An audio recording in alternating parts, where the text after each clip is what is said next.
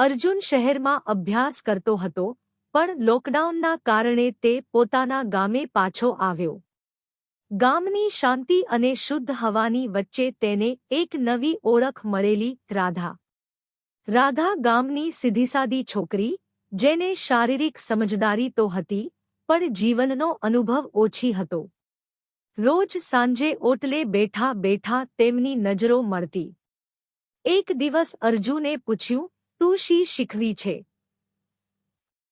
રાધાએ શરમાળ હાસ્યથી કહ્યું, હું તો જીવન શીખી રહી છું.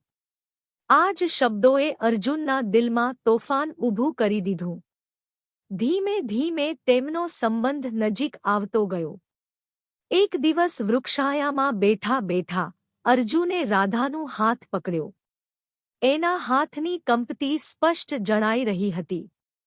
ભય લાગે છે? અર્જુને પૂછ્યું.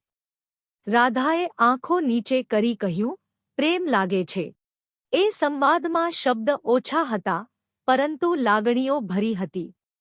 એ દિવસ પછી તેઓ સમજવા લાગ્યા કે પ્રેમ માત્ર શરીરમાં નહીં, સમજદારી અને લાગણીઓમાં પણ હોય છે.